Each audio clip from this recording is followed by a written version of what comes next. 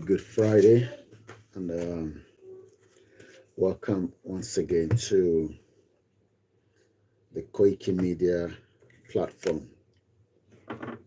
Okay, Bubua, and I welcome us into another episode of discussion.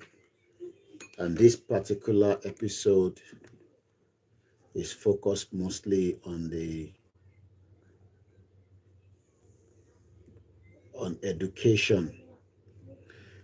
So please share the program and let us engage, at least while I'm still a little bit with strength, even though I'm a bit tired, but if I get a lay out of the way, because every day there's different program, there's different thing that is happening, and sometimes we do not have enough time to cover everything.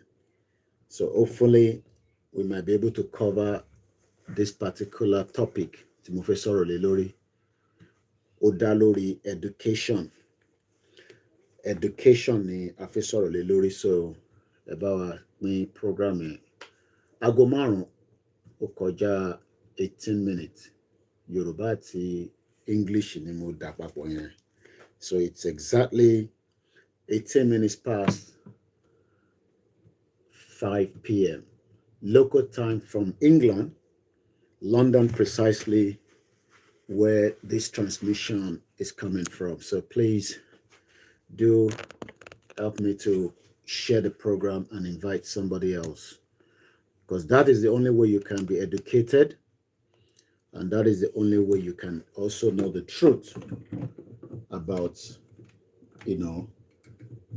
more about Nigeria. So please help me to invite somebody else to join as well. Moki Eyiyami ní gbogbo ibi tẹ́ ti ń gbọ́ wa. So while we are almost setting up, we will crack on without wasting too much of our time. But let me just put this in while I'm just putting my platforms ready. So while I'm doing that, about me share program here as well.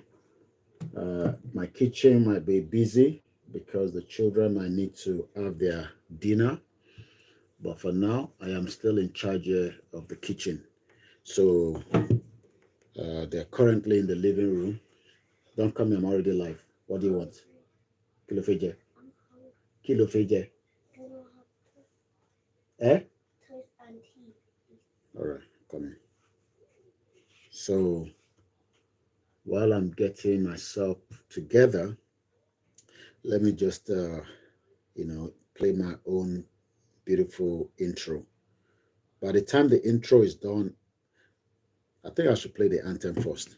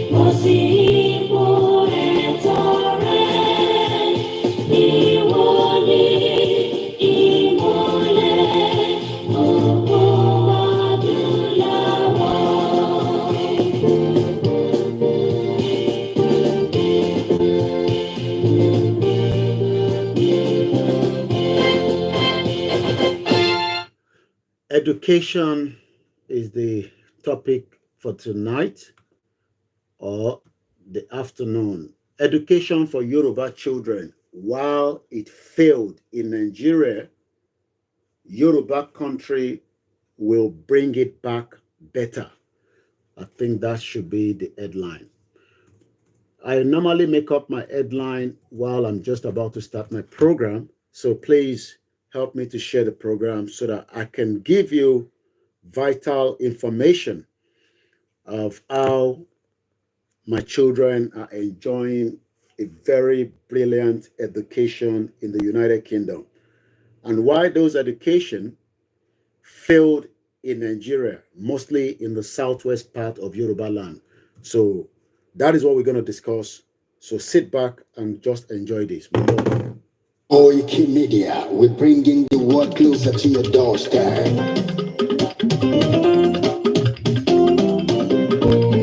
Koikimedia, Koikimedia, Koikimedia, we bringing the world closer to your doorstep. Koikimedia, Koikimedia, Koikimedia, we bringing the world closer to your doorstep. I was a lara baina, I was no lasa tiede. Ìgbéde lárugẹ nílẹ̀ Oòduà, àwa gangan ni bàbá.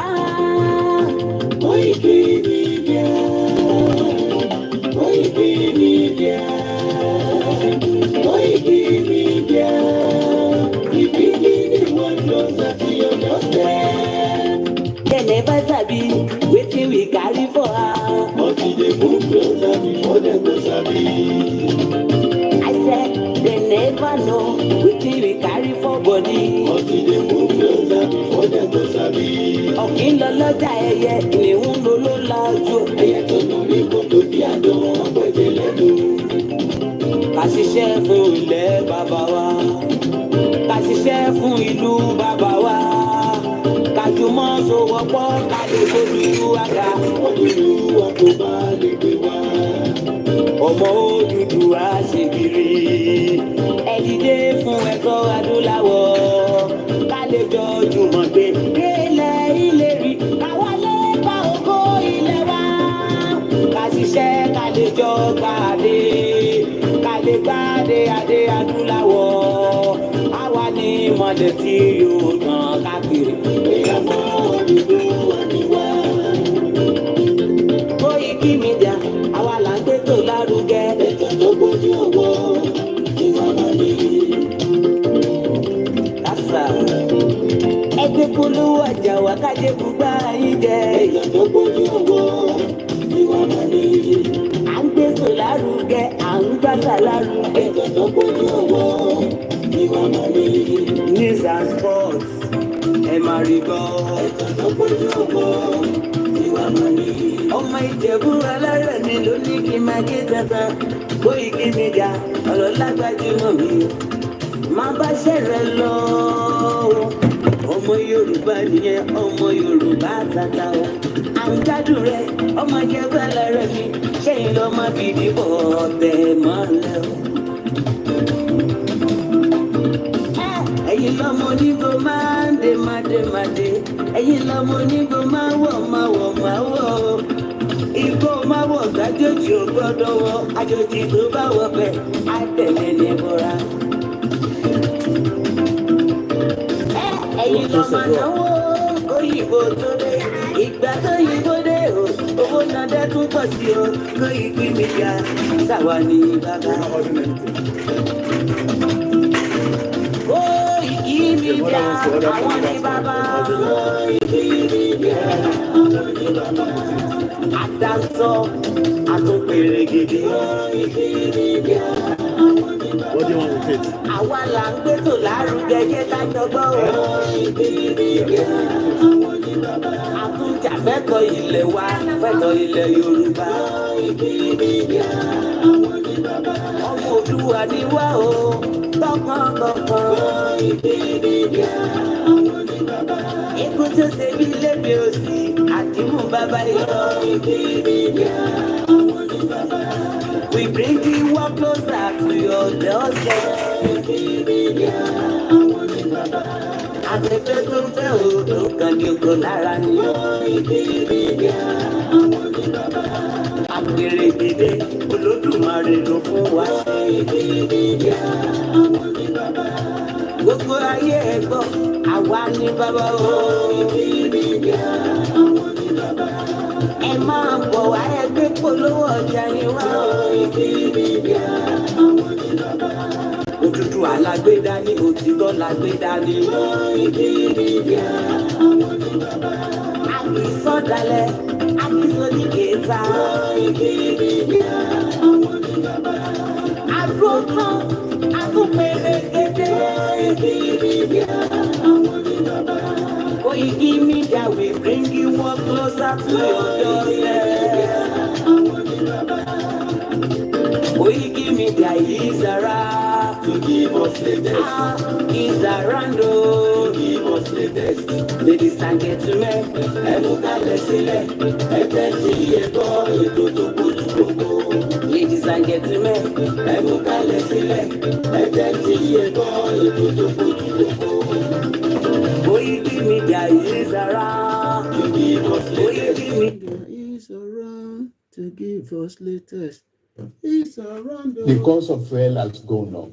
Food and other prices have followed it. Households and businesses struggling. Things seem anxious and uncertain. I understand the hardship you face. I wish there were other ways, but there is not. Child! Koikimedia is around to give us latest. It's around.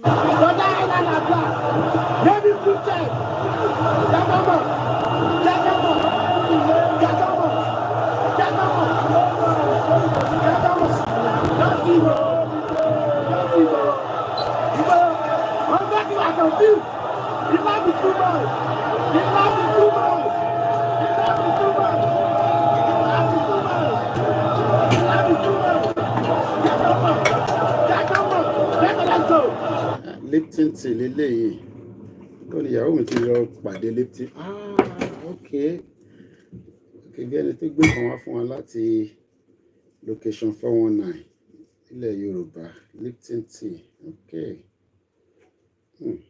gbogbo lọ ti rí Lipton tea ọ̀n ta Lipton tea ní London náà you want milk? Yeah, I'm making tea for you. You want milk? It's around to give us latest. Bon, ce qu'il a un conseil, il y a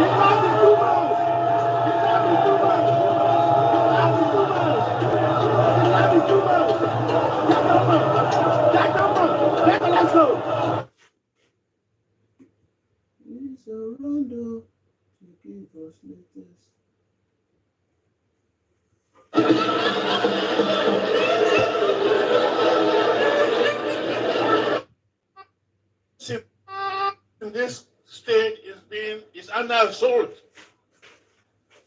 There's an attempt at ethnic cleansing in this state and of course in all the riverine states of Nigeria.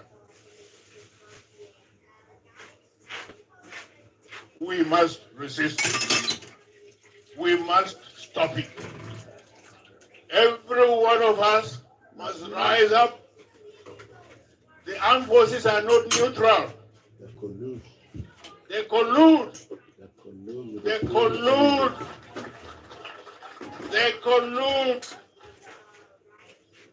with the armed bandits that kill people, kill Nigerians. They facilitate their movement. They cover them.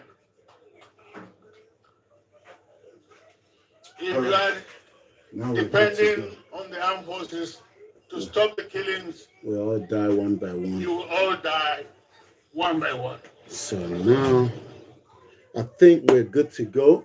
Moki and must be Moki will go into Darapọ̀ mọ́ wa ní gbogbo platforms. Hi, could you reduce that TV, please?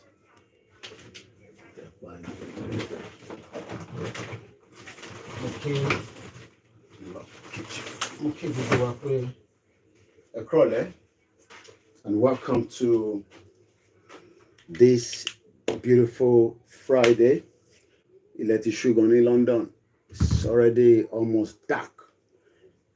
Quite a lot I want to discuss tonight. So let's record as we do. Fanfa náà tí wọ́n ní internet láti gbọ́ wa, so we record as well. I think I should use this phone for recording. So I might put this one off so that Ntobakwe might interrupt you. So let's make our recording.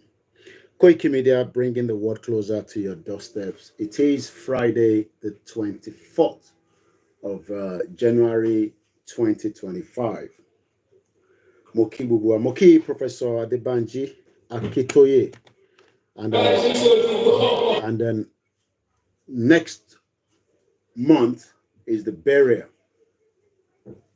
of the wife of Professor Akitoye. The wife will finally be given a befitting burial in Ekiti State in the next month. I spoke to one of the committee that is behind the event, and they're putting everything in place, but any Tobani group or Tebani different area TFFA supports one directly. Teba, reach out to me. We can connect you with the committee that are running the affair. I am not the committee member, but I am privy to know that there is still a lot of work to one need to sort out. So that's all I can say. I know we have different groups and different people that are working. I'm sure you know that it's going to be a lot of people that they will be expecting. But details will be given as time goes on.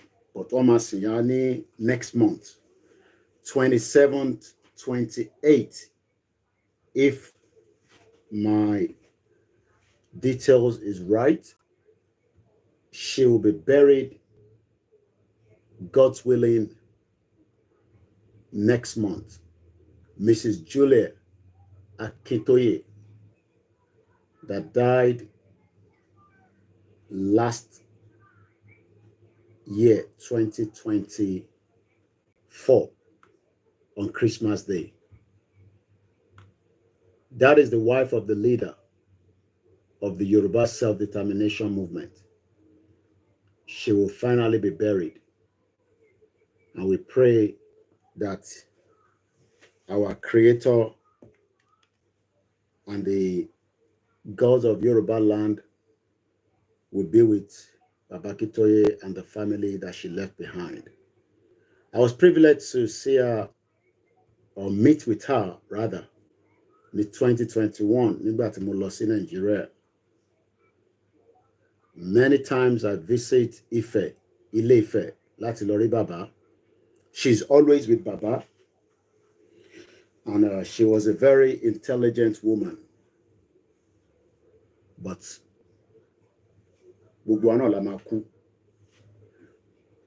she spent a good life, especially for the topic Professor Lelori to Dalori education tonight.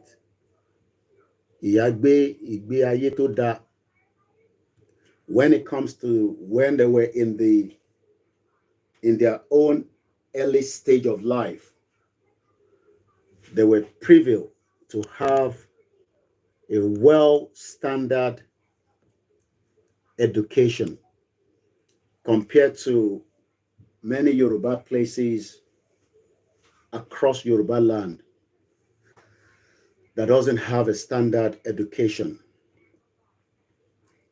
Bí bàbá ṣe sọ fún wa pé àwọn àti mọ́mì lọ́jọ́ ṣetán ní University of Ibadan. Imagine what that would have looked like back in the days. Nígbà táwọn kàwé, when that education was a top notch. Most of the education that we have today, even the private school, is not as standard. So, what font? Okay. For me, few seconds, can you more details?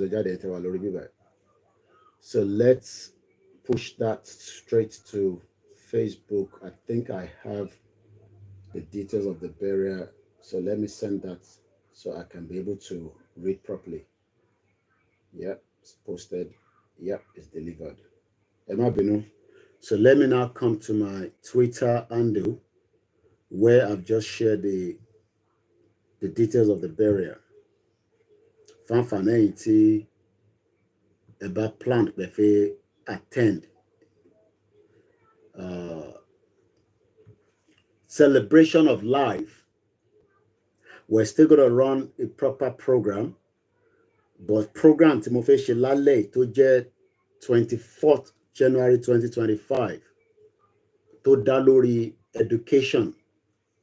Nígbà tí ìyá wa Mrs. Julia Akintoye nígbà táwọn kàwé tí ìjọba ọjọ́ náà lọ́hùn wọ́n rí kà wọ́n dẹ̀ rí ṣe wọ́n ṣàṣeyọrí lórí ẹ̀. Ọ̀pọ̀lọpọ̀ ọmọ Yorùbá lénìí unfortunately lè rí àṣeyọrí nínú education is not a cause, it's just the reality. Lè rí àṣeyọrí because those that are running our education sector failed every one of us, including me and you. Not everybody will be privy. And I really mean that. To have the quality of education that my children are enjoying. Not everybody. At least, Nile Yoruba Leni.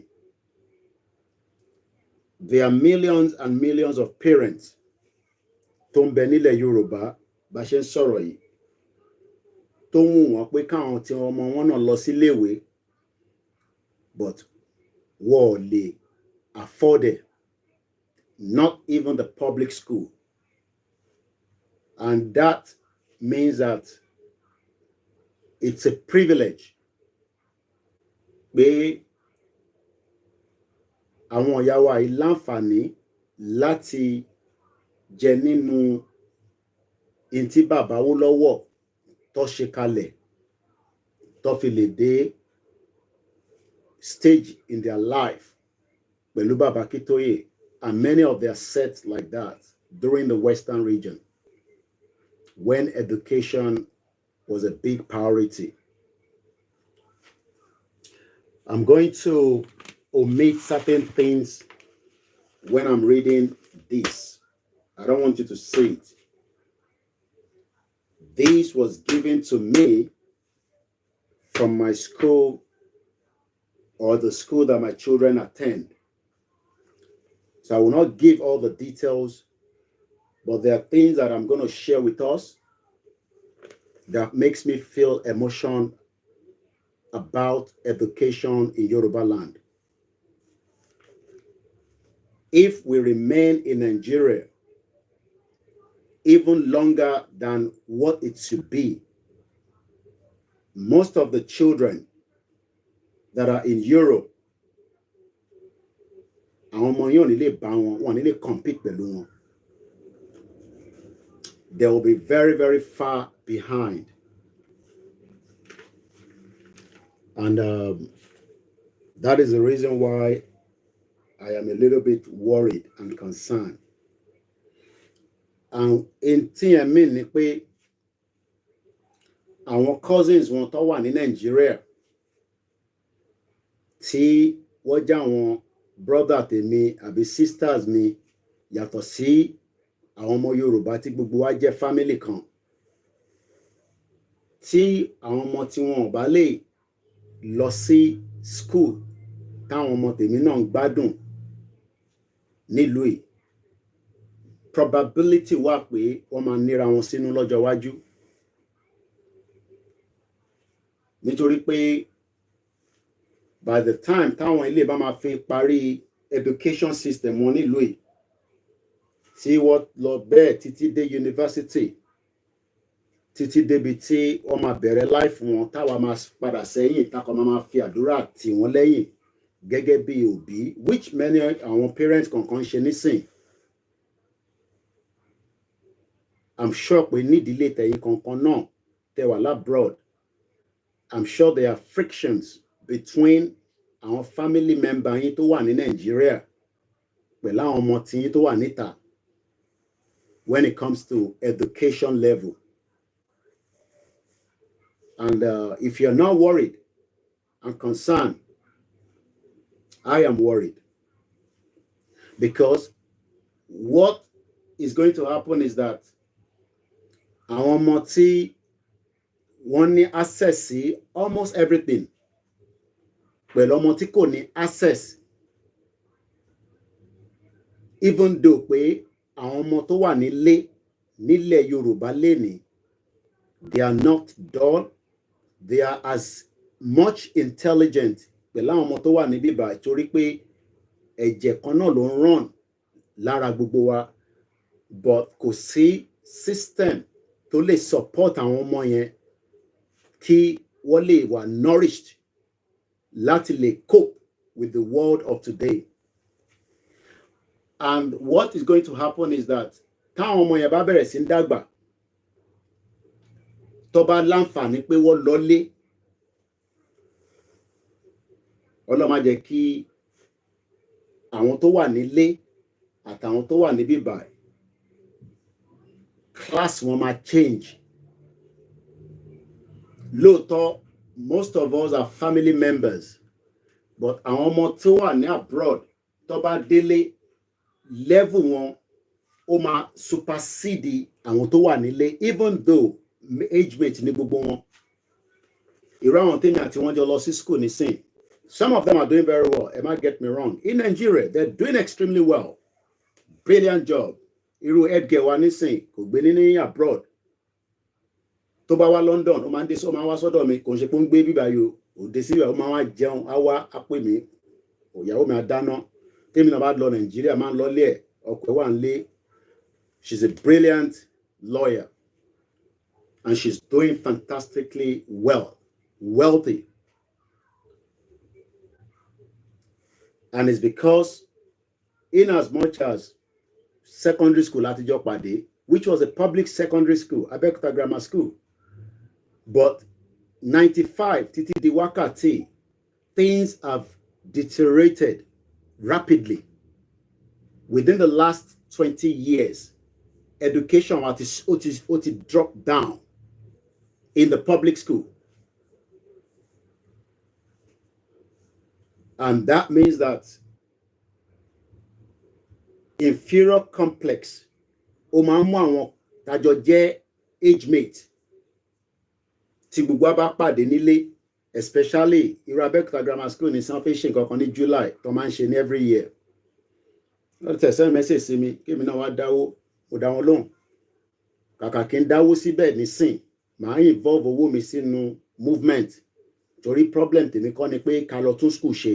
Gbogbo yẹn gbà tí mo ní làákàyè ni. Nísìn tí mo ti ní làákàyè, mo ní fowó mi sílẹ̀ pé kó fi tún school kankan ṣe. Let's bring it down and let the Yoruba government deal with the schools. But mo mọ̀ pé àwọn kan ṣì ń dáwó bẹ́ẹ̀, tẹ́ máa ní former students, ẹ ṣe blackboard, ẹ ṣe toilet, ẹ ṣe this. There's nothing wrong in that, it's good. But for how long la máa máa ṣe yẹn? níbi tí a ní resources tẹ́ kọ́ máa fi ṣe gbogbo kinní yẹn láti fi jẹ́ kí education system wa kó ṣiṣẹ́, but yet wọ́n mọ̀ọ́mọ̀ jẹ́ pé àwa tá kúrò ní school yẹn, especially àwa tá wà níta pẹ̀lú àwọn tó wà nílé o, ẹ má get me wrong, many people are not travel, they are doing very well and they are not into politics, but the percentage is very low. Mo dẹ̀ ti sorry, and I repeat it, and I'm sure most of you also know that. But I think the first time I was looking at Amatadolosi school, I was thinking maybe they were sick. But when I realized people were sick, but condition Nigeria look like that. So that means pé standard tèmi gbé lọ́lé àti standard tí wọ́n ó low. Even though some of them were brilliant than me when I was in secondary school. But for the fact pé mi ti kúrò ní Nigeria, but ma fi padà lọ after many years, kò ṣe pé mo lówó kan níbí báyìí, but my level of awareness and conscious of things ó ti yàtọ̀ sẹ́ni tó wà nílé. So we are seeing things differently. Kó tẹ̀ tó dípà bẹ̀rẹ̀ movement, I'm talking about 2015. So what I'm about to talk tonight, ní mo fẹ́ sọ̀rọ̀ lórí lálẹ́, ìyá wa Julie Olúbùṣọlá Akíntóyè tí mo sì fi ń ṣe reference point. Àwọn láǹfààní àti jẹ education tó dá. And for her to have also been the secretary, if I'm right, of Action Group, bí bàbá ṣe sọ fún mi nígbà yẹn, bàtọ́ bá ń sọ̀rọ̀, ìyẹn Professor Akíntóyè. So both of them were working hand in hand because education one was standard.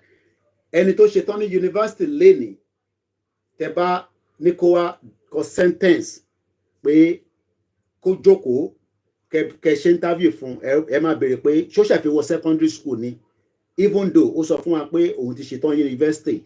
The level of education has dropped drastically from the Unilag that you talk about to University of Ife, to University of Ibadan, to University of Ilorin, to any of the polytechnics across Yoruba land, or to drop. So most of the students are not capable for the world of today. They are not prepared. We're preparing for the world that is already here with us. Eshiwa 200 years behind. And fẹ́ni tó ti ṣetán ní university nìyẹn. Kàmáì tí wàá sọ àwọn tó ṣì wà ní primary school. Torí ẹni tó fẹ́ jáde láti primary school, ó jẹ́ kó ti brush ẹ̀, kó ti prepare, kó tó máa lọ sínú the next stage of their life, which is what I'm going to be talking about this evening. So kọ́lọ́n kó foríjì ìyá wa lẹ́ẹ̀kan sí. So the service of song will take place in Lagos State on the 24th of February. Take note of these days. The service of song fún ìyá wa Mrs. Julie Olúbùṣọlá Akíntóyè. She was born in 1936. What a very good life she lived. We will have loved her to remain with us and live up to 102 years, 110 years, but that has not happened now. She's gone. But she lived a life that many of us, you okay? Hungry. Do you want me to make toast for you? What do you want to eat? There's pizza in the freezer. So, Aboromo, you're gonna sing. So she died last year, and the wakekeeping will be in Ado-Ekiti on the 27th, which is 3 days after the service of song in Lagos State. The general service and the reception will take place in Ado-Ekiti as well the next day on the 28th, the funeral service. So Jotomasi Mama on the 28th of February. Lubosi, I'm not reading comments because I want to focus on the discussion. So, Emma Binu, and I'm also recording, but I can pick comment along the line. So that's about that, and I hope that will be well.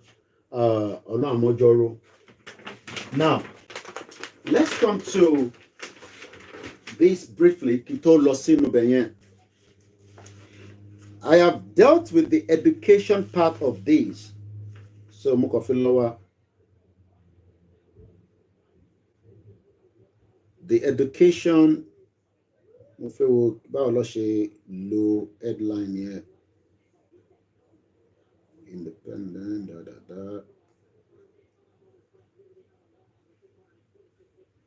Okay, we'll go along and see.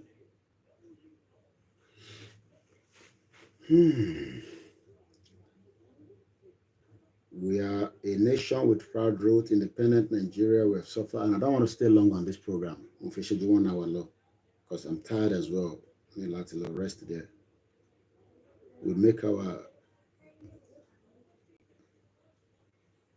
We shall go powerful technology. Okay. Well, really specify anything education. Oh, yes. Number 3, we shall revive and strengthen our education. Number 3. So we're saving continue. So that's page 27. So that's because yellow man can understanding in continue fair shalaye. Ala the koko ka inti baba so. Kabati kanti baba so then our job be yewu. Pẹ̀lú inti in office solori outcome of education. Yeah, that's it there. So with the wapo abala meji pere ni so ko se ta ma ka to ma lọ for a very long time. This is what Babakitoye wrote in terms of Bashima revive education ilẹ̀ Yorùbá tí kò ní pẹ́ ní kíákíá nígbà tí Yorùbá nation tó bá ti wá sí ìmúṣẹ ní kíákíá and tí kò dẹ̀ ní pẹ́ mọ́ like I said.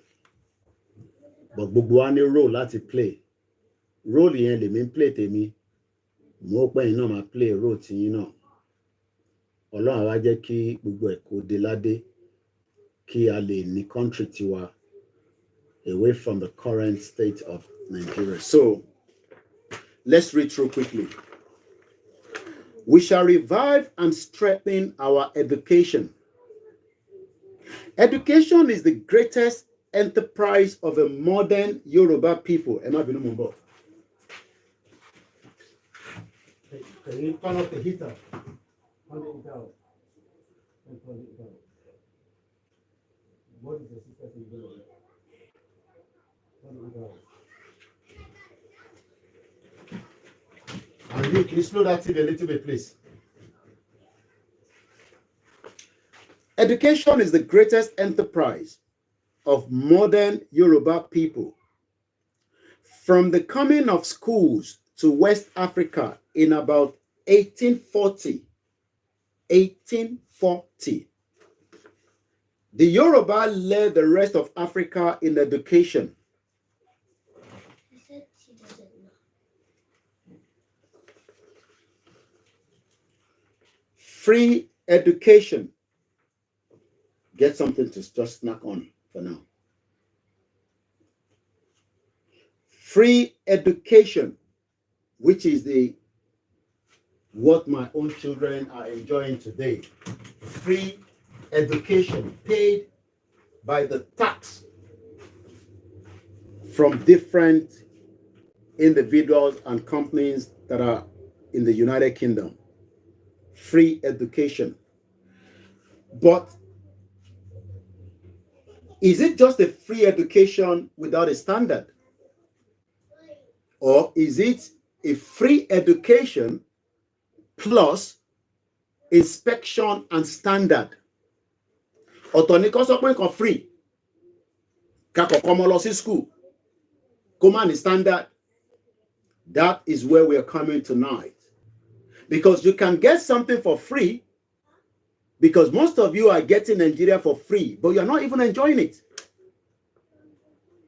You are not enjoying what is free, because Nigeria is free. It's a free place. Everybody does everything that they wish to do. So even if they say to you, oh, do politics, it's free. But what is the advantage of that politics? Kí lẹ̀ ń rí jẹ nínú politics yẹn láti 1999. Ẹ̀rẹ́ yẹn àgbàlagbà, àtọmọdé, àtọbìnrin, àtọkùnrin. Kódà wọ́n lè offer àwọn ọmọ yín ní quality education láti 1995. Even when Tinubu was running Lagos State for 8 years. Ó gbé fún Fáṣọlá, ó gbé fún Ambode, Ọlámbọ̀dé lọ, ó gbé fún Sanwó-Olú, ó gbé fún Amosun, Gbénga Daniel, Dàpọ̀ Abíọ́dún, Ajímọ̀bí, ìyẹn ti kú ti bá tiẹ̀ lọ tiẹ̀ àti ikú ti gbé òun lọ. Constituted authority. Ọ̀rọ̀ pa wọn ní kú mọ́. Akérédolú, ọgbàdànù, ìyàwó òfin gbéjọba sílẹ̀. Ọ̀tẹ̀ rántí pa Akérédolú wà láyé bó tẹ̀ wá sáyé rí. Ó ti gbàdànù. Ta ló tún kù nú wọn? Adélékè, wọ́n lé Oyèbánjí lọ. Gbogbo wọn bẹ́ẹ̀ bẹ́ẹ̀ lọ. Ever since they've been giving you politics, have you asked for quality education? Ǹjẹ́ quality education dé àdúgbò yín? Because àdúgbò tèmi wà, gbogbo primary school tó wà níbẹ̀ ọ̀fẹ́ ni, but ó gbọ́dọ̀ tún ní standard. Kò ṣe pé a kò fún yín lọ́fẹ̀ẹ́ kọ́ àwọn ọmọ wa. Bring your children, just put them in the school. Kẹ́yìn dẹ̀ máa lọ, ká má bójú wẹ̀yìn pé kí ló ń ṣẹlẹ̀ ńbẹ̀ yẹn? This is where this organization, wọ́n pè wọ́n ní Ofsted. Àwọn tó bá wà ní UK máa mọ̀ tí mò ń sọ. Oscar, Freddy, Sarah, Tango, Echo, Delta. Ofsted. Because àwa tí a fẹ́ free education yẹn, ṣe mọ̀ pé free ni, at least. But you buy the uniform, you buy the school shoes and all that. But it's free. Do you expect something that is free to be quality or quantity? Ǹjẹ́ o fẹ́ kí nǹkan tó ná pé free yẹn, ǹjẹ́ o sì fẹ́ pé kó wà quality àbí kó kọ̀ wà quantity? Quantity ni pé kó kọ̀ ya pọ̀. Ẹ̀rí bá ṣe pọ̀ nínú ilẹ̀ Yorùbá, but kò sí quality níbẹ̀. So, Ofsted, mo ń wo ìjọ tó dá sílẹ̀ nílùú yìí. Kódà mo ì tí lálàá pé mo ń bọ̀ ní London. As at the time tó dá Ofsted sílẹ̀, I was still in Abeokuta Grammar School. Mo dẹ̀ mọ̀ pé ó yẹ kó ní kankan tó dá sílẹ̀ náà nígbà táwa náà wà ní secondary school tó jẹ́ kó wá máa vet pé school táwọn ọmọ yìí wà ṣé wọ́n ní toilet tó ti ń yàgbẹ́. Because nígbà táwa ní secondary school ó yẹ káwọn kan wá inspect pé ibi tá máa yàgbẹ́ sí ìgbẹ́ tó máa jáde nídìí ó yẹ káwọn kan wá bá wa inspect it. That is part of the Ofsted. So báwo ló ṣe pass àwọn school yẹn gan? Báwo la ṣe mọ̀ pé quality school ni wọ́n? Ṣe rí pé a ti wà ní problem ti pẹ́ nílùú òfò yẹn. Classroom tá à ń jókòó sí, ǹjẹ́ ooru mú wa kí nǹkan kan máa fẹ́ lókè bíi fan kó máa dá pressure yẹn sílẹ̀ díẹ̀? Èmi ò rò pé mo rí fan rí nígbà tí mo wà ní secondary school. Ǹjẹ́ iná dénú school wa gan sef? I'm talking about Abeokuta Grammar School. Ìwọ náà lè máa sọ, ẹ lè máa comment pé school tèmi náà lọ. Mo rò pé nǹkan tí wọ́n sọ yìí náà bí a ti ń dẹ̀ wá yàtọ̀. I am not talking about private school. So lower private school. Even though my mom could have sent us to a private school, but she refused to. So how did they grade all the schools nílẹ̀ Yorùbá? Báwo la ṣe grade it? Àti pé what sector or what body ló wà in charge pé kó wá máa ṣe inspection? Because we are going to talk about inspection of the school. Táwọn ọmọ mi lọ. Remember that is a free school. But Ofsted that was founded in 1992 came into de Louis ni wọ́n ti dá sílẹ̀. I was probably in GSS. Ṣé mo wọlé 90? Mo lọ́wọ́ bí a mo fẹ́ lọ́wọ́ GS3. Lọ ti dá sílẹ̀. àṣé mi tún máa wá enjoy ẹ̀. Àṣé èmi Ọláyọmí Kóìkì màá tẹ̀tú wá enjoy tó dá sílẹ̀ ní 1992 látara pé school ọ̀fẹ́ táwọn ọmọ mi ń lọ wọ́n lọ ṣe inspection fi bẹ́ẹ̀ láti lè confirm pé ṣé wọ́n wà up to standard àbí ká close it down. So most of the schools that gbogbo wa lọ pátá nílẹ̀ Yorùbá, all those public school, báwo ló ṣe pass wọn? Àwọn kí ló fi grade tó fi sọ pé school yìí ó yẹ kó ṣì máa ṣiṣẹ́ àbó yẹ ká ti close it down completely. And you are now still telling me that country will work. Is that not a problem? Is that not something that we should be concerned about? Pé báwo ló ṣe grade gbogbo àwọn primary school yẹn, àwọn secondary school yẹn, tí wọ́n dẹ̀ jẹ́ kó máa operate, tí operation wọn ó wá affect each one of us one way or the other, regardless of whatever you. Kódà kó jẹ́ brilliant student, ó máa affect in one way. Ó kò jẹ́ pé Ọlọ́run dá àwa Yorùbá, ó dá wa in the sense that pé a ti gba oríṣiríṣi ìgbàkúgbà sára. Ẹlòmíì hostel tó fi sí kò ní standard, ó yẹ kó shut it down. Ẹlòmíì oúnjẹ tó pọ̀ jẹ ó ní PTSD títí di bá ṣe ń sọ̀rọ̀ yìí. Many things mo kàn try láti wo how I should put it. But yet, Interman sọ ni pé, we survived it. We survived it. No, we never survived it. We were all fools to have accepted that nonsense. But àwọn tó yẹ kó jà fún wa, àwọn bàbá tó wà níwájú, ẹ mọ̀ pé àwọn kan ló jà fáwọn eléyìí tí wọ́n fi lọ dá up, because èmi ò mọ̀ tó ṣẹlẹ̀ kó tó lọ found the Ofsted. The founder, the founder was the Parliament of the United Kingdom. Ìjọba ìlú ló founded. So who were the founder of the one that was meant to take care of us, but because the education was not meant to be for us? Because we expect to pé ká ṣe wà báyìí títí di wákàtí.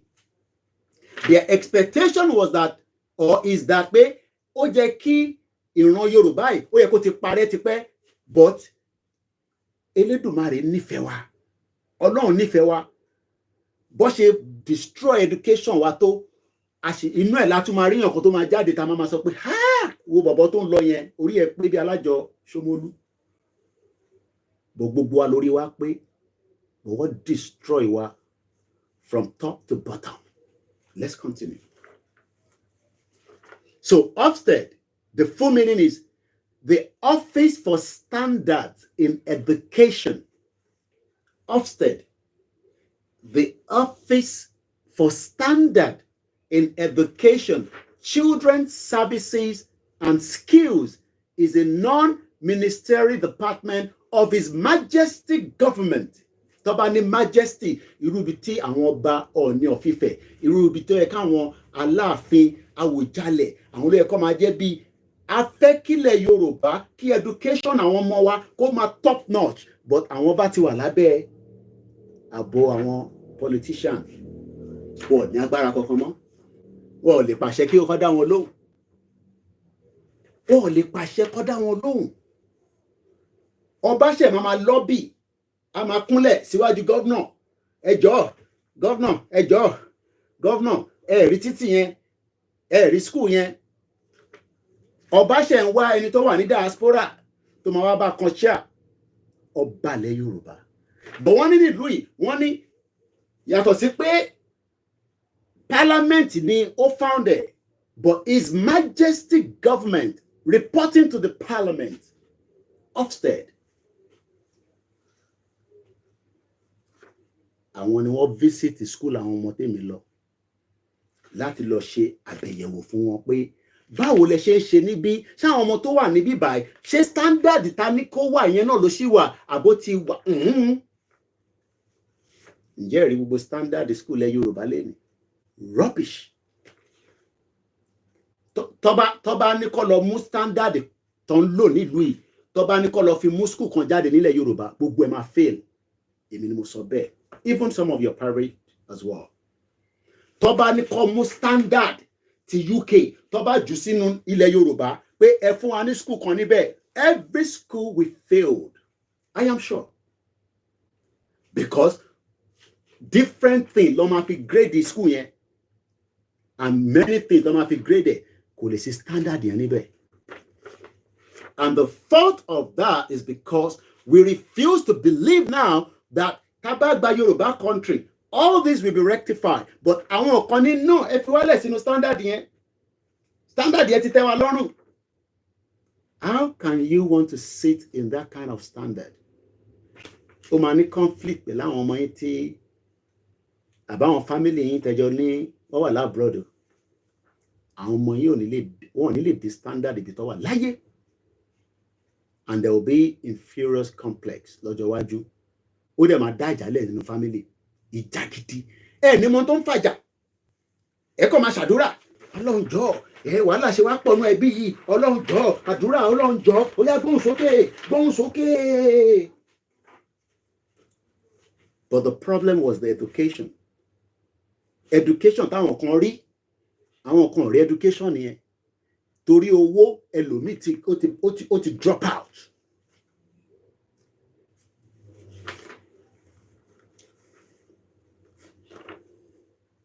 Mo kí gbogbo alẹ́ nǹkan sí. Free education started in 1955. As at the 1955, was the standard there? Was the quality there? Then what happened? Why did the quality drop? Why did the standard drop? Kí ló ṣẹlẹ̀? What happened? And what do we need to do to revive that standard? What do we need to do to make sure that we can keep that standard? Ẹ má bínú mo mọ̀ pé èèyàn kan fún wa ní super chat. I didn't know whoever that was. I just saw it now. Ẹ má bínú kí má ní kíwa. I'm very sorry. I don't know whoever that is. But whoever you are, Ọlọ́run mọ̀ yín, ẹ ṣé gan ni. Thank you so much. Why did the standard drop? Ṣé àwọn Fúlàní ṣe deliberately in conjunction with Yoruba people? Àbí Yoruba ló ṣe bẹ́ẹ̀? Because tẹ́ bá rántí pé standard tó ń lò nílẹ̀ north, òun kọ́ ló ń lò ní south. Kí ló máa ń pè kíní yẹn? Ẹ rán mi létí. Wọ́n máa ń pè kíní kan àwọn ẹ mọ̀ pé standard tí wọ́n ní north. Wọ́n ní standard wọ́n lò. I can't remember whatever it's called. Ẹ bá mi fi sínú comment section. Can pick it. You can see how the education system was damaged completely. Purposely. What destroyed ilẹ̀ Yorùbá education-wise.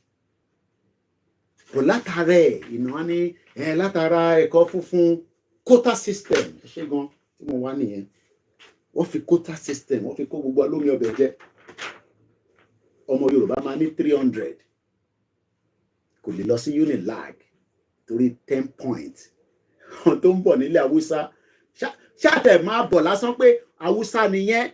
Which there's no Hausa Fulani ni our Unilag. Wá gbé ọmọ Yorùbá lọ sí Bayero University ní North. Wọ́n níbẹ̀ ní cut off market lè wọlé sí. How many of you were affected by quota system? How many of us, bí a kèmí náà include ara mi, pé o kò ṣe pé o pass, but ọmọ mo dẹ̀ mú eléyìí náà kó 5 points. Uni wo ni máa wọ̀ báyìí o. Ìlú yóò gbé mi wọ Unilag. Bí a kì í wo Ìbàdàn.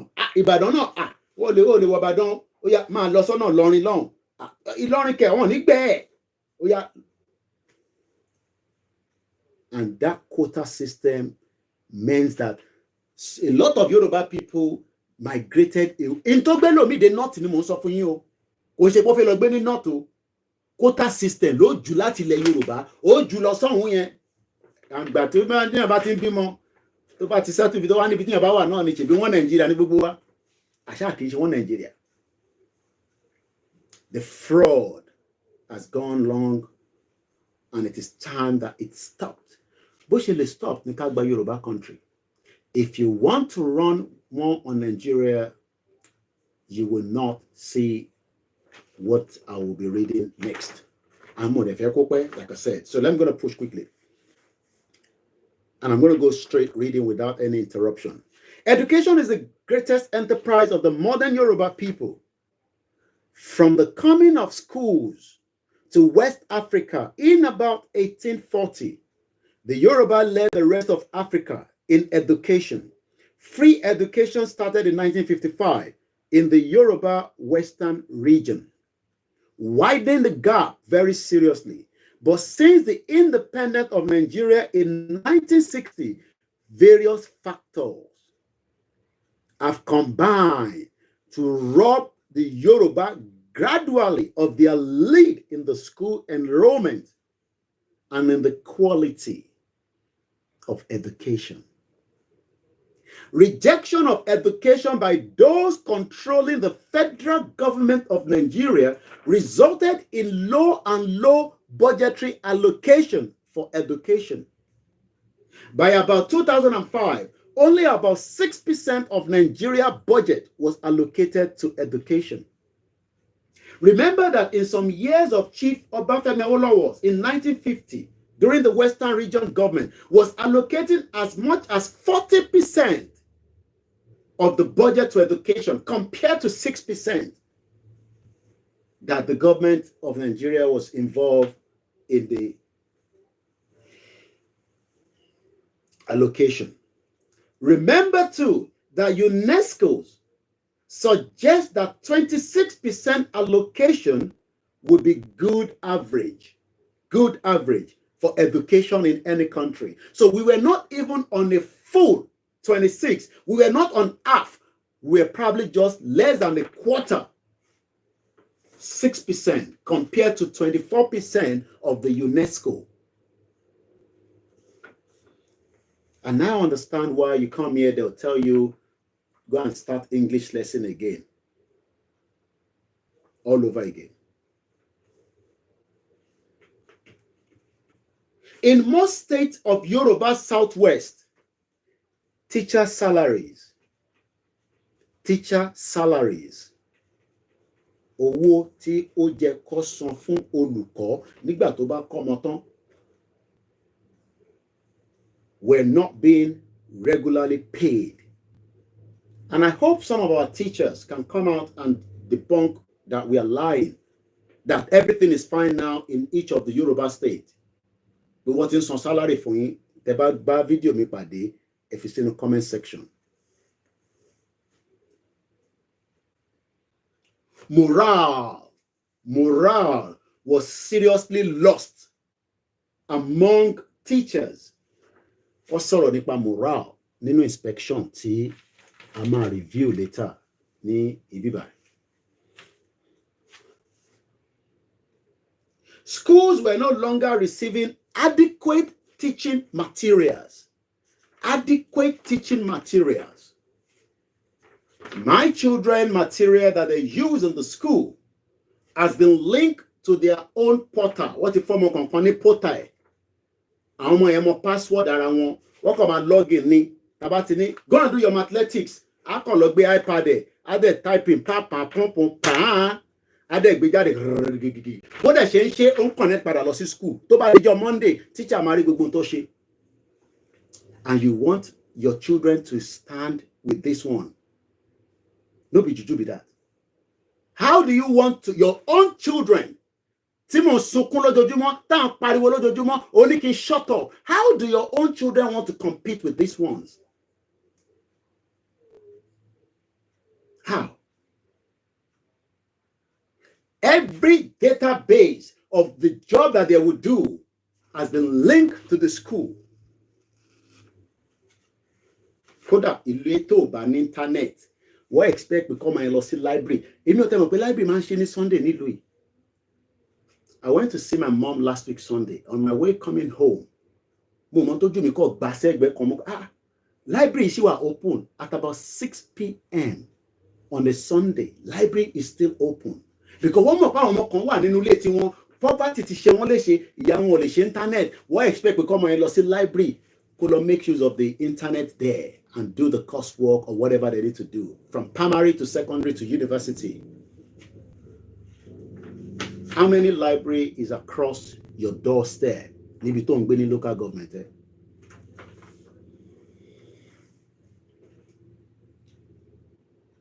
So the teachers were not receiving adequate teaching material. The school buildings were deteriorated. I'm a building me by. You would probably be asking, are you sure this is still a school? By about 2010, the massive unemployment among young graduates of schools, colleges, and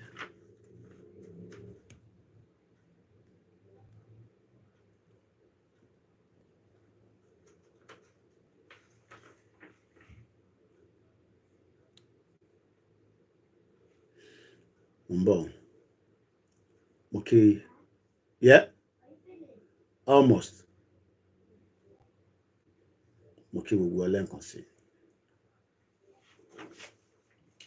By the year 2010, the massive unemployment among young graduates of schools, colleges, and university was discouraging Yoruba parents about education. By that date in 2010, many schools of the Yoruba Southwest were no longer performing as well as schools in other parts of Nigeria in public examinations.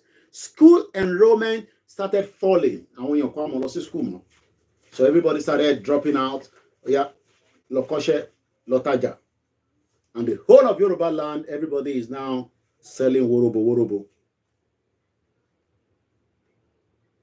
Altogether, we Yoruba people have lost our leadership position in education in Nigeria. In our orílẹ̀-èdè Yoruba, this is where it is more interested for you to listen. The other one, Takaye, ìlú òfò ni ó ti ṣẹlẹ̀. Ọlọ́run ní jẹ́ ká rí irú ẹ̀ nígbà tá bá ti wà nílẹ̀ Yorùbá. Kódà ní láti ṣe máa tún náà fẹ́ compete pẹ̀lú bíbá ìlú ìlú máa gbé ọ pé kí ló ń ṣe nílẹ̀ Yorùbá ń bẹ̀yẹn òrè education wọn ǹjẹ́ àníkàn àwọn ọmọ wa padà lọ́lé báyìí kọ́ lọ́ máa kàwé nílé fáwọn tí lọ́jọ́ náà tí kò ní pẹ́ mọ́ ní bọ́dún ṣe ń lọ díẹ̀díẹ̀. In our orílẹ̀-èdè Yorùbá, we would have excellent opportunities to take back our strength in education. Agbagbára wa padà, adapadà sí the education sector. Because níbẹ̀ gangan ni àṣeyọrí wà. Àdánwò ní Nàìjíríà jẹ́ fúnlẹ̀ Yorùbá when it comes to education. In general, we will make the right budgetary allocations for education. In the first few years, we will provide other funds for revamping the quality of the buildings.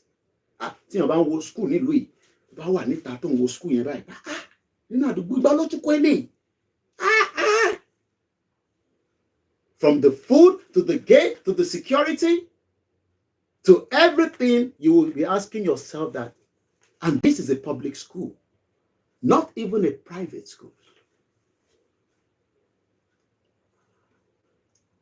We will elevate the teaching profession to its place as a noble profession. Gbogbo teacher tó wà nílùú yìí ló ní access tó ń lo brand new car. Èyí tó bá fẹ́ drive brand new car làwọn teacher ń lò. Kò sẹ́ni tó ń lo àlòkù jalopi because wọ́n ní salary. Òun ló máa wá decide pé ṣé mo fẹ́ lọ gbé brand new ni àbí màá lọ fowó mi ra tèmi tí màá dẹ̀ máa drive ẹ̀. Because the quality of the teacher is there. Are you not looking forward to such a country? I expect, then kò jẹ́ ká máa pariwo tó tó yìí. Gbogbo ariwo tá à ń pa kò jẹ́ ká pa tó tó yìí. But it seems that the blockhead is just not getting the message that there is still one Nigeria that Tinubu will fix in the education sector. How? Àti pọ̀jù. Èyí tó fẹ́ ṣe gan sẹ̀, wọ́n ní ilẹ̀ Yorùbá nìkan ló ń ṣe sí. can he give us 40% like in the 1950? Yoruba. Can President Bola Tinubu give us that? I'm asking you, APC. President Tinubu le fún wa ní 40% in Yoruba land. In education. Make sure gbogbo owó yẹn is used for the purpose of education. Come on, Jinwell. Ki teacher come on, no fẹ́ ra lé sí London o.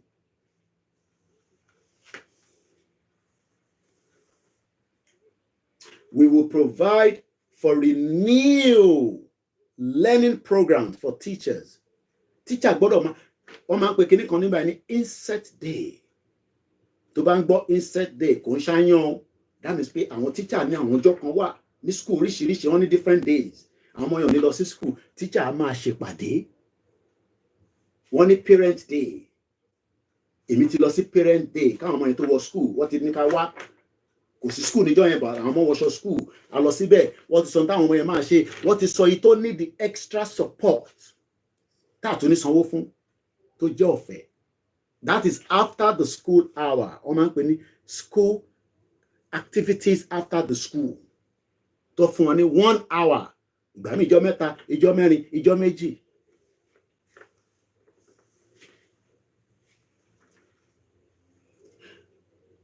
We will celebrate a Teachers' Day annually. A gbọ́dọ̀ máa dúpẹ́ fáwọn teachers. We would establish performance contests among the schools in the public examination. Finally, we shall make all our students computer literate. We would assist our 4 oldest universities, Ibadan University, Obafemi Awolowo University, Lagos State University, Ilorin University, to rise quickly to the ranks of the highest and the best university in the about the UK Shinta University Funwa. Just come and study here. It's part of the first 10 university in the world. After we, to Baba Shio here, 40 million. Ibola ti ma rí 40 million. Àbí Ìrùwá bẹ́ẹ̀. If you watch masters, I'm about £15,000. To bá tẹ̀ jẹ́ pé 1-to-1 ní sí òtẹ̀ ní worry. If you come and kó 15,000 naira. Ó yẹ gbàjáre. Wà kó fún wọn. Kò rí bẹ́ẹ̀. Owó lẹ́ni is 2,000 plus. Mo send the £10. Sílé ó fún mi ní 40. No, mo send the £20. Wọ́n fún mi ní 40,000 naira. But kò ní value níbi tí mo send ẹ lọ to depreciate. £20. Wọ́n send the 40,000 naira sí account. Nígbà tá a rí náírà nílé. And káwọn èèyàn fún wa náírà fún wa náírà. So pounds tí n bá tún rọra manage and send ẹ̀ padà sílé kò yẹ kó rí bẹ́ẹ̀. Nígbà tá a bá ní nǹkan tá a fi ṣe nílé. Kí èèyàn kan máa pè mí pé nídòwó wò mí dáadáa tó bá pè mí máa sọ pé sorry ni. Èmi tẹ̀ mọ́ sorry yẹn ṣe nísìn sorry ni. Mo kí ẹ̀yin tí ẹ̀ ń support wa Ọlọ́run jẹ́ kí ó sú yín ẹ má jẹ́ kó sú yín torí pé iléeṣẹ́ yìí ó ní ìdìrànlọ́wọ́ tó pọ̀ kí a lè máa tẹ̀síwájú torí èèyàn méjì tá a pín owó yẹn fún ìtọ́ fífi ṣe ó ní value fún iléeṣẹ́ yìí kò ṣe báwọn náà fífi jẹun. Transport in Nigeria is quite expensive. Internet in Nigeria is quite expensive. Let's move swiftly. We will make technology a very emphatic feature of our whole educational system.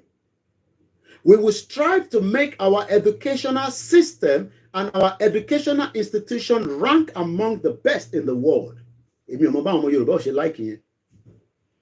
And just to complete it, we shall have free education for our children to the higher school certificate. We shall then have tertiary educational loan system. Ṣé loan tí wọ́n ná fún àwọn student nísìnyí ṣé ẹ̀ ń rí gbà ṣá? Ẹ bá ń fi sí comment section. Loan tí government sì ní àwọn máa fún àwọn student pé kẹ́ fi kàwé. Ṣé wọ́n ti ń fún yín ní loan yẹn? Ṣé ó ti dọ́dọ̀ tiwọ́? Ṣé ó ti rí tiẹ̀ gbà? We shall create a vocational fund for short-term vocational career program at home and abroad. Finally, we shall recreate a fund which our father Awolowo established in 1950, a fund from which our talented university students, if sent by their university or invited by their international organization to which they belong, will be able to participate abroad in all. Ó yẹ ká lọ máa ṣe tán pè ní exchange program. So wọ́n tó wà ní Baptist High School, Baptist Boys High School, ó yẹ kọ́kọ́ kó yín kẹ́ wá sí London kẹ́ ṣe exchange program kẹ́ tó padà lọ, because ibẹ̀ yẹn wà okay. You okay? No. All right? I'll soon finish now. Then we decide what to do. Bó ṣe jẹ́ kó rí nìyẹn. Ó yẹ kí a máa ṣe exchange program. Wàá gbá àwọn kan lọ láti ibì kan, ẹ lọ sí America, ẹ lọ sí Cuba, ẹ lè lọ ṣe 2 days, ẹ lè ṣe 1 week, ẹ lè ṣe 3 months, ẹ kọ́ tún padà sílé. That is if the country was working. Now, ibi báyìí gangan mo fẹ́ kẹ́ farabalẹ̀ kẹ́ gbọ́, okay? Eléyìí tí mo fẹ́ ká gangan, òun ni the important part of this program. In another 50 years, tabashi wà nínú ìlú òfò tá a dẹ̀ bá ti kúrò nínú ẹ̀ lágbára Ọlọ́run, nothing will change to the kind of standard tí mo fẹ́ ká. Nothing will change. This standard was put together after the inspection of the school táwọn ọmọ mi ń lọ ní UK. After tí wọ́n ti lọ inspected, ẹ mọ̀ kí mo ti sọ fún yín pé àwọn kan ń pè wọ́n ní Ofsted. It's called the Office for Standard in Education, Children's Services and Skills. It's a non-ministerial department for His Majesty government reporting to the Parliament. So in Toba Bani school yẹn tí kò bá bá tí wọ́n sí school yẹn sọ pé òun máa ṣe, then wàá report padà fún Parliament. Kò sí corruption, kò sí ẹ má bínú bẹ́ẹ̀, teacher ó yá ẹgbàá bẹ́ẹ̀ yẹn, kò sí gbogbo yẹn o. They go there, they inspect and they report back. And the deliver will come back to the school and say, no, this school can no longer exist because the standard is not working for the children. Let's go about it. The message that, and the funniest part is, every student was given these to take home to their parents. Gbogbo àwọn ọmọ tó wà ní school yẹn pátá, imagine the printout of that. Ṣé àwọn school yẹn, gbogbo àwọn primary school tó wà Nàìjíríà ní ilẹ̀ Yorùbá, ṣé wọ́n ní printer nínú àwọn school yẹn ṣá? No, bro. Ẹlòmíì gan ní printer nínú ilé, báwo ni school gan ṣe fẹ́ ní printer? Odindi school. Imagine a school in Yoruba land as of today does not have a printer, a photocopier machine. What an insult.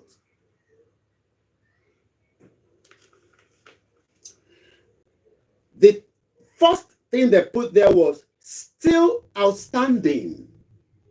Still outstanding. That means pé àwọn ṣì wà, oh yeah, àwọn ṣì wà outstanding. Because what you want to inspect the school yẹn, wọ́n rí pé yes, ẹ lè lọ pariwo síta pé ẹ ṣì wà outstanding because quality tó fẹ́ ni wọ́n bá níbẹ̀. The kind of quality that they expect to be there was found there for the teacher, for the student, for the parent, for everybody. The environment, the air. breakfast. As long as to ti gbé ọmọ ẹdẹ school before 8:05.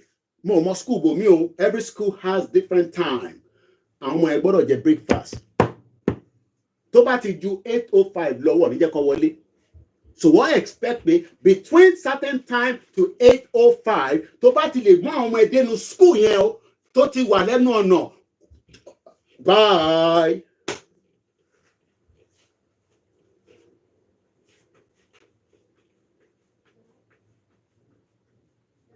Yeah.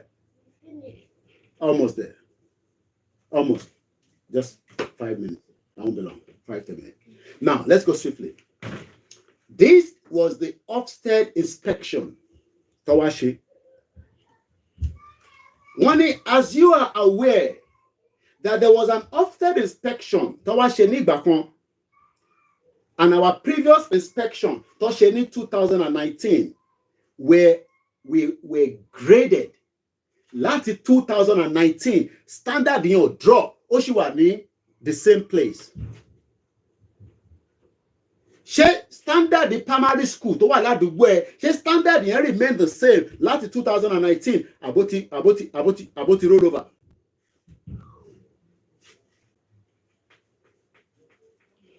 Across all areas kò ń ṣe area kan lọ́wọ́ wọ́n wo different areas wọ́n ní across all areas gbogbo àdúgbò gbogbo ibi tó wò that standard hasn't changed. That standard hasn't changed. That standard hasn't changed. Everything fine more. Now, let's move swiftly because of my time.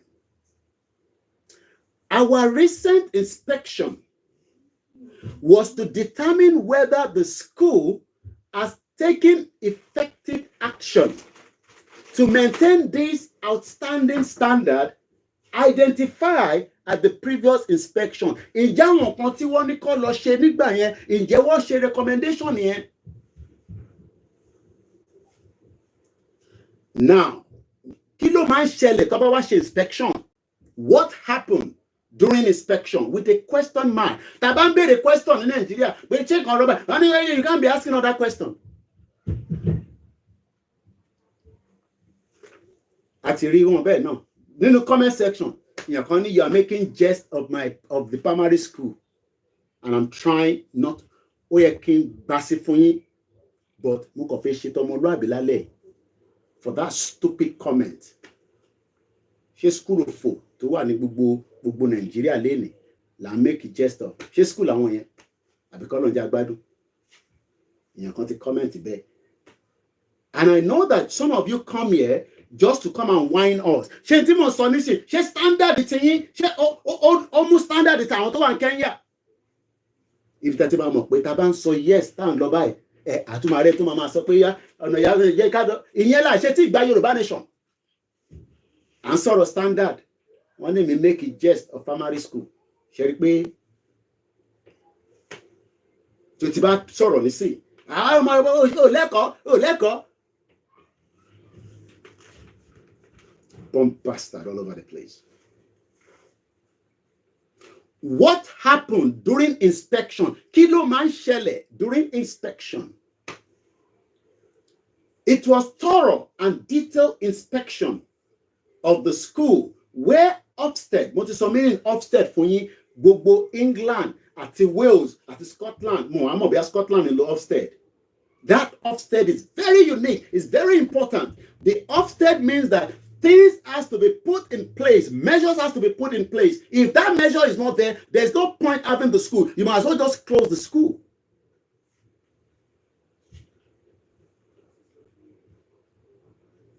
What about teachers sọ̀rọ̀? What about governor sọ̀rọ̀? What about àwọn students sọ̀rọ̀? Kódà wọ́n ní àwọn students wọn spoke and did a brilliant job to represent iléèwé yẹn. We are incredibly proud of them. Ṣé school tí wọ́n rí lójoojúmọ́ ládùúgbò ẹ̀, ṣé wọ́n gan wà proud of that school? Tó ń rí ládùúgbò ẹ̀ ní gbogbo ilẹ̀ Yorùbá lédè. Are you proud of that schools? Àbí òun wáìnà rẹ̀? We are incredibly proud of them. Not only that, the inspector tẹ́lẹ̀ fún ní bribe. Ó yá ẹgbàá bribe ń bẹ̀ yẹn, ó yá fi sọ́wọ́ àpò. Ẹ̀tọ́ náà wá ṣòwò rẹ̀ káàkiri nísìn látara pé ó ní òun rí ibi tọ́lọ́pàá ń gba bribe. Ọmọ wa kan lọ́nà Badagry Ọlọ́run yọ ó lọ rìkọ́dì àwọn ọlọ́pàá tó ń gba bribe bó ṣe lọ rí nìyẹn. Ìgbà tí tó ná kọ́kọ́ fún òun ó ní òun tẹ̀ mọ́bi tóun wà wọ́n gbé dé station o. Ọlá pé ẹni tó bá ní station ìyá kan tó bá ní station ìyẹn lọ sí church ẹ̀ àbí bí i church kan náà lọ́jọ́ ń lọ in to help ẹ̀ nìyẹn but ó sì fi 15,000 naira ó fi gbára.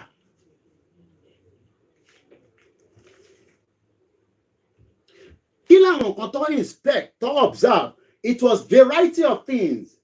Lessons across the school yẹn ni priority. Ṣé lesson tó ń fún àwọn ọmọ yẹn ṣé wà standard? Àbáwọn ọmọ yẹn kọ́ lọ ṣeré tó máa padà wálé tó máa náà ti lọ sí school. Ìyẹn kan. Lunch oúnjẹ tó ń jẹ wọ́n gbọ́dọ̀ taste pé oúnjẹ yẹn wà up to the standard. Kò ṣe pé torí pé school jọ́fẹ̀ kẹwàá máa fún ọ lóúnjẹ chakala chokolo lóòótọ́ àwọn ọmọ ìlú yìí máa ń ṣakọ tó bá ní what did you eat I don't like that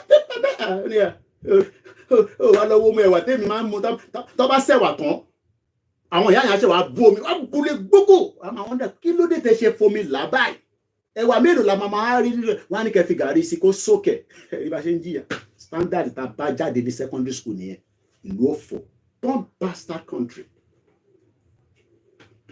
Assembly táwọn ọmọ ti ń ṣeré wọn ò gbọ́dọ̀ fẹsẹ̀ kọ́ níbẹ̀ gbogbo tí ẹ kí safety wà wọ́n ti fi wọ́n máa wò kàn mí báyìí pé kí ló dé wàá ṣe ọ̀rọ̀ ti pé fún safety ọmọ kékeré níbi tó ti ń sáré gbùrùgbùrùgbùrù ó lè lọ forí gbá nǹkan so wọ́n ti fi cushion wọ́n ti fi protect gbogbo bẹ̀ ilẹ̀ ẹlẹ́ẹ̀kan náà ká máa bounce báyìí wọ́n máa gbá kí ló ṣẹlẹ̀ sí bíbáyìí torí pé wọ́n fi tọ́mọ̀ kó tọ́mọ ẹ bá ṣubú nǹkan kan gbọ́dọ̀ ṣe standard tó o bá jẹ́ ká gba Yorùbá country gbogbo eléyìí tí mò ń ká yìí bó ṣe máa gbọ́ ní títí nìyẹn but àní torí tiyín tí a bá torí tiyín àní gba country tá a bá torí tiyín country yẹn ò ní dé ìyẹn la ṣe gbọ́dọ̀ mo ní tí ẹ bá fún wa ní country yẹn àfipá jálẹ̀kùn àfi lọ sí the other side ó kù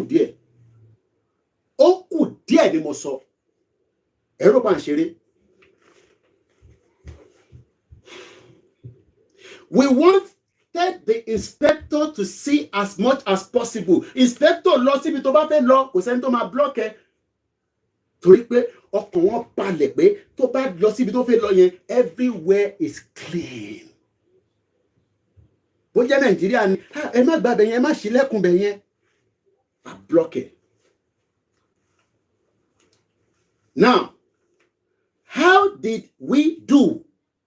Tàbá béèrè pé báwo ni government ṣe ń lọ sí nísìn the government is going very well ìjọba yìí ń lọ bó ṣe jẹ́ kó lọ irọ́ ń parọ́ fún irọ́ wọ́n ti fi irọ́ wọ́n ti fi bòǹbàdà yé wa àtẹ̀wá mọ̀ òtítọ́ táwa ń sọ òtítọ́ ní sàwọn kan ní lọ́nà lápá irọ́ náà ló pa because more difference between lies and the truth torí pé inú irọ́ lẹ ti gbé for a very long time inú darkness lẹ́wà.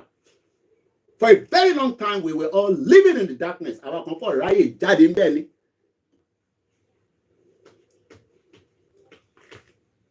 We are delighted. Inú wọn dùn pé we are delighted to tell you that ilé-ìwé yìí is still considered outstanding. Outstanding. Is Nigeria outstanding? So 64 years kò tí jẹ́ kó wà standard.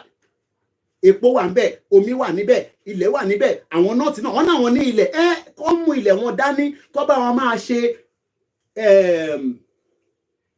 àwọn fan tó máa ń yí yẹn tó máa fi ń generate iná àwọn nílẹ̀ káwa náà máa ṣe tá a bá lè ṣe ẹwà àwọn ògbóni mo rí tán ní Tinubu ń bá àwọn ògbóni sọ̀rọ̀ nísìn Abacha pa Kẹsàrò wíwá ní 1995 ìlú òfò ní Nàìjíríà sẹ́ẹ̀ ẹja wọ̀ lè pẹ́já wọ́n destroy gbogbo ògbóni yẹn ẹ máa wonder pé ṣé bíbá ni epo tó ń jáde tó fi ń rán ní Nàìjíríà ibẹ̀ ló ti ń jáde ó yẹ kó finance everywhere ni wàláì but nítorí pé a fẹ́ finance everywhere a fẹ́ ṣe bí tọmọlúàbí ṣé ló pàwọn nìkan làwọn in pain ni ògbóni area yẹn wọ́n destroy gbogbo riverine wọn ò lè lọ sínú sea kọ́mọ ẹja jáde ń bẹ̀ crude oil ti destroy gbogbo ẹ̀ ibẹ̀dẹ̀ lówó tí ń jáde tó fi ń ràn Nàìjíríà ṣe ìbò yẹ káwọn yẹn finá iná ó yẹ kó finá sí gbogbo ẹ̀ kó blow down everywhere kó bàjẹ́. Telling lies to ourselves no standard nothing seems to be working for the last 64 years ìyẹn lẹ́wọ́n ní káwọn àjókòó tì ká máa nurse àbí àbọ̀. Now ká move quickly jọra àwọn láti jẹun jàre wọ́n wá ní. We are especially proud of the following quote. Ṣé mo pé quote lóríṣiríṣi láti gbọ́? Nigeria is a mere geographical location. Ara quote kan nìyẹn. Tafawa Balewa sọ, Nnamdi Azikiwe sọ, Baba Awolowo sọ, àwọn tó wà nísìn náà sọ pé Nigeria yìí tẹ̀ ń sọ yìí kò ń ṣe country. Nigeria is not a country. Àfi tá a bá ń parọ́ fúnra. But I like irọ́. Mbọ̀. Irọ́ yẹn òun la nífẹ̀ẹ́ jù ẹ jẹ́ n lọ sọ́dọ̀ iSyn TV tó ọ̀dọ̀ ẹ̀ mo ti lè sáré mú fídíò yẹn jáde irọ́ yẹn I like it instead of us to say okay a ti try Nigeria yìí ó fail everybody. No. Ẹ jẹ́ ká sì gbìyànjú díẹ̀ sí. Ó ṣeé kó sì máa work. Ṣé rí pé irọ́ nìyẹn? Mo bọ̀. Irọ́ ti pọ̀ jù. January 20. Agitation. It is the light open the whole of Nigeria to ransom. At Yorubas are there. Brother, my ICTV. Yorubas own everything in Kwara State. They allow them to settle down, to graze the animals and all these things that are claiming. They are claiming no. You can see that we are seriously in danger in Nigeria now. Yorubas. Issues on this matter. The first foundation to lay is that. And to face sorrow, brother wa, baba wa, ẹ̀gbọ́n wa, Dr. Fakpomuda, ẹ̀gbọ́n tí baba yìí sọ. Mo ti fẹ́ lo video yìí, but I've been busy to come together and present that program. Mo ti gbọ́ video wọn yẹn. Ẹ jẹ́ ká gbọ́.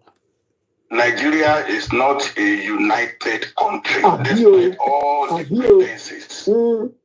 We are not South since 1914. It has not changed. The North, at the flip of a switch, they are able to shout Northern interest. The Southerners are laid back, open the we are civilized. We don't want to talk about tribalism. Okay. Tribalism is at play. We are pretentious about this matter. Look, the North has taken us for a ride for too long. Okay. They fostered federal character on Nigeria over 40 years. They fostered quota system over Nigeria over 40 years. Kí ni mo ṣe sọ lẹ́ǹkan? Quota system, fraud. They force it on us. Federal character, quota system. Ó bayé jẹ́, ó bọ̀run jẹ́, ó bà nǹkan jẹ́. Àwa ni kájọ kúrò nínú ẹ̀ náà. Èèyàn kan jó ní sọ kábàkábà. Ó dé mi make a jest of the second. Ṣé school tẹ́ní Nàìjíríà yìí? Àbí kọ́lọ́njà gbádùn. Over Nigeria, over 40 years. Have they benefited from it? Only the tiny clique in the North is holding the whole country to ransom. It's enough time for Nigeria to wake up. We are not together, not close out. Now they are talking the elite, the few elite in the North. Like if Filiboto is going to be removed from their mouth. That's what they are doing. They are shouting. They are forming a group now. Lead of Northern Democrats. Yes. The governor of Bauchi was talking. They won't be able to pay salaries again. They want to do that. Look, the North has damaged Nigeria fundamentally with this attitude. Who are the Nigerians who are now Japan now? They are Southerners. The South invested in education massively in the 50s and the 60s.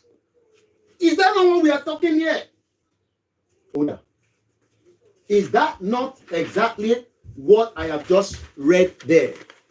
Gbogbo àwọn bàbá yìí náà ló mọ̀. Ibi tí mo kà tán nísìnyí yẹn, education. Kò sí standard ní everywhere nílẹ̀ Yorùbá. Ìwọ wá ní ká sì wà nínú Nàìjíríà. Ara ò tẹ̀ fíẹ́. Because ìwọ wà okay ti wà l'Amẹ́ríkà. Ìwọ náà tó jápa ti wà l'Amẹ́ríkà. Wọ́n sọ̀rọ̀ Yorùbá kí náà ọmọ yẹn kí náà sọ wọ́n disturb wa lórí social media. Ó fi máa gbọ́rọ̀ okó àtòbò nìkan àbí? Ó fi máa lọ sí dating chat. À ń sọ̀rọ̀ ìran wa pé àwọn èèyàn wọ̀ ní education kò dùn yín kò ká yín lára. Àwọn tó máa pa yín wọ́n bọ̀ nílé. Wọ́n wà nílé tó máa pa yín.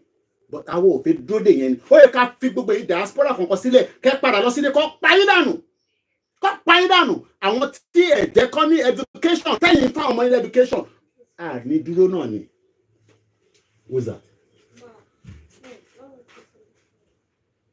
Okay. Talk to her, I'm coming. I'm finishing. Ó yẹ ká fi wọ́n sílẹ̀ kọ́ pa yín ni. But fẹ́ ṣe yẹn torí pé àwọn tó bá wà educated mindset wọn oríṣiríṣi nǹkan ni. Wá pààyàn nítorí mobile phone. Wọ́n ṣe yẹn náà ní UK o. Ó yẹ ká fi wọ́n sílẹ̀ kọ́ pa gbogbo yín dànù ni. Kò ń ṣẹ́yìn tiwa tẹ support Yorùbá nation náà. Ẹ̀tẹ̀ máa ń tẹnu jáwáyà òfò. Kẹ̀ máa misquote mi. Wọ́n pọ̀ ní diaspora orí wọn ti sán. Yorùbá nation wọn náà sọ. Wọ́n fi jókòó máa wo Yorùbá movie. Wọ́n wo Yorùbá movie tọ́ọ̀lì. Ilé tó kọ́ sí ìlú wọn wọ́n lè lọ gbé níbẹ̀. Wo Yorùbá movie lórí YouTube. Àbí? wo Yorùbá movie lórí Netflix ìyẹn nílẹ̀ Yorùbá fake life táwọn yẹn produce fún gbogbo wa àwọn Fúnkẹ́ Akíndélé àbí ṣé Fúnkẹ́ Akíndélé lè lọ gbé nílùú ẹ̀ continuously for the next 1 year nínú ọdún yìí kó má lọ sẹ́kọ̀ọ́ tó ń gbé àwọn náà gbọ́n gbogbo wọn ti relocate sẹ́kọ̀ọ́ bloody bomb bastard all over the place. Fẹ́ wrap up programming ti pẹ́ lórí ẹ̀. In the 50s and the 60s, the products now have been driven out of Nigeria. Can you find the Fulani man in London or in New York? Practicing medicine, practicing engineering. In the Yoruba, the both southern that are marginalized. Okay. It's time to call the bluff of the North.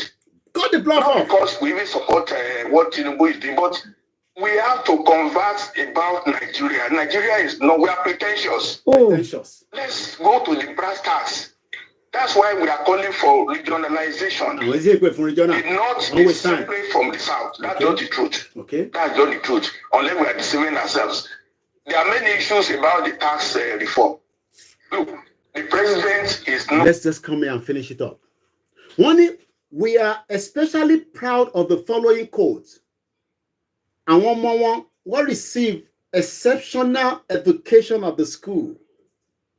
Behavior, Iwa, is exemplary. Àwọn students wọn were highly motivated because nígbà tó bá ti jẹ breakfast láàárọ̀ orí ẹ̀ gbọ́dọ̀ pé nígbà tó bá sọ pé 1 + 1 ó gbọ́dọ̀ mọ̀ pé 2 ni. Ọmọ tó jẹun kúrò ní school tó jẹun kúrò nílé kò jẹun nínú school ẹ wá ní 1 + 1 á máa sọ pé 5 because ojú ẹ̀ á máa rí oríṣiríṣi. Tó bá ń kàn kan sínú blackboard ojú ẹ̀ ti go blank kò rí kankan torí kò tí ì jẹun kò lè sọ fún títà pé òun ò tí ì jẹun wọ́n pọ̀ bẹ́ẹ̀ ní school láràárọ̀ títà wa máa nà pẹ́ká 1 + 1 mo kọ́ ẹ lánàá máa lè 1 + 1 1 + 1 what is 1 + 1 and 4 nà lórí abuse ìyẹn ló fẹ́ káwa jókòó sí mo ní a máa fipá já ilẹ̀kùn yẹn nígbà tó bá tó àsìkò ṣẹ̀rí ilẹ̀kùn táwọn sẹpẹ́ pé ẹ jẹ́ ká rọra ṣí tẹ́ ẹ̀gbà yẹn ìpá la máa fi já gbẹ̀yìn èmi ni mo sọ bẹ́ẹ̀ ó kù díẹ̀ nìbọn ró ẹ má jẹ́ ká yanjú kínní ní sòbésòbé kẹ máa rò pé nìkan tẹ́lẹ̀ fi máa ga gbogbo wa pé gbogbo wọn ní gbogbo àwa ta fẹ́ kú pọ̀ ẹ̀ ní ṣoríire pọ́n bastard àwọn tó fẹ́ kú lọ ní àwọn iṣẹ́ Yorùbá ní ṣàkíní àwa ta fẹ́ kú pọ̀ ẹ̀ ní ṣoríire mo sọ fún yín bomb bastard ó kù díẹ̀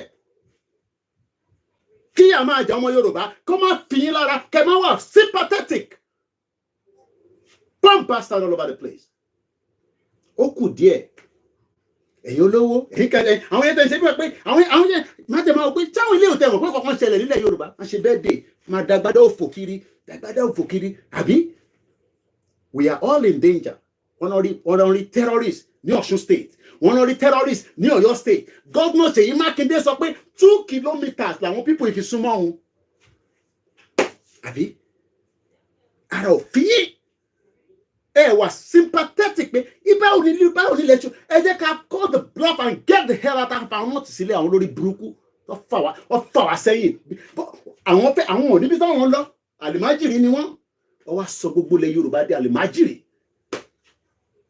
ẹ rí 5,000 fẹ́ fún mi bẹ́ẹ̀ mo wá ṣe mọ̀ pé reason táwọn ṣe lọ ń ṣe ó pè yẹn ni pé wọ́n náà máa fi ń gba 2,000 ni mẹ́wàá ti ṣe wá ẹ jẹ́ máa lọ kí n tó get more angry ẹ jẹ́ máa lọ wọ́n ní purpose táwọn èèyàn fi ń ṣe ó pè ní pé tọ́kọ̀ fi gba 2,000 ẹ ní 2,000 mẹ́ẹ̀ ẹ bá mi send because wọ́n rà pé ó pay to ó pay wọ́n ń jáwó wàá send owó sẹ́lòmíì wọ́n á náà ti yọ 50 naira wọ́n máa pín kí ló wà ní fi má jẹ́ kó yọ 50 naira orí ẹ̀ ẹ jẹ́ ká yanjú ọ̀rọ̀ yìí kára yanjú ẹ̀ ní tọmọlúàbí ṣẹlẹ̀ ní politicians yẹn ẹ jẹ́ ká yanjú ọ̀rọ̀ yìí lọ́mọlúàbí ẹ ká curb the bluff of the north ká sọ fún wọn pé lórí burúkú ni wọ́n ká cut wọn out ká gba country wa ká ṣe rally ẹ náà fẹ́ rally àwa ní rally la máa ṣe torí àlágbára àdẹ̀lẹ̀ jà ọ̀lẹ́ ni wá but ẹni tó fẹ́ kú ó ti pàdé ẹni tó máa pa òlọ́rọ̀ tó wà nílẹ̀ ok mo ní orí social media kọ́ láti máa gba Yorùbá nation gbogbo eléyìí tá a ṣe à ń dẹnu ni àtẹ̀mí àtẹ̀yìn gbogbo à ń dẹnu nígbà tásìkò bá tó sórí ìwọ tó ń wó mi yẹn náà wàá ra tíkẹ̀tì wàá máa lọ́lé mi kíákíá pé in tó fẹ́ ṣẹlẹ̀ tó kó ṣẹlẹ̀ ikú máa pààyàn náà níbi tó bá wà náà ni ikú gbọ́dọ̀ pààyàn níjọ́ kan ṣẹ̀rí fí àti gbogbo wa àtẹ̀yìn tó wà lábroad àtẹ̀mí tí wọ́n á bíbà àtẹ̀yìn tó wà lábroad àìtí rẹ̀ẹ́dì tí gbogbo wa bá rẹ́dì dáadáa à lọ́lé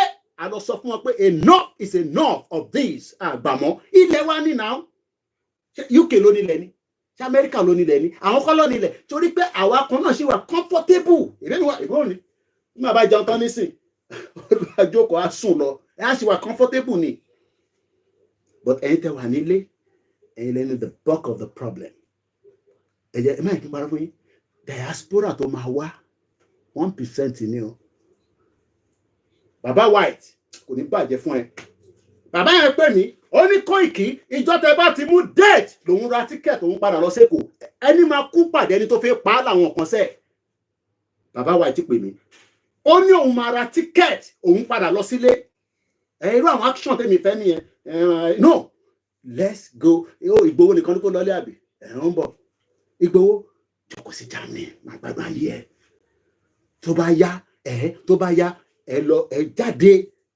lọ́pọ̀lọpọ̀ lógúnlógún in 10 million fold káwá wo bí a Tinubu máa pa gbogbo wa pé à ń béèrè fẹ́tọ̀ wa ṣé òun ò sá lọ nígbà tó fẹ́ pa òun náà òun ò ṣe dúró pápá kò ṣe dúró kábàjá pa torí kò fẹ́ kú ó dẹ̀ ti gbádùn ti ṣe gọ́vnà ó ti ṣe president kí ló tún kù ẹ fọ́ gbogbo ẹ̀ lójú kálukú máa lọ ìtàn sọ nìyẹn ẹni bẹ́ẹ̀ kọ́ lẹ fẹ́ ẹja fi lẹ́bẹ̀ẹ́ Koikimedia bringing the work closer to the mo kí gbogbo alẹ́ kan sí I gotta go now wọ́n lọ́ọ́ tó jọ ọmọ mi bye for now.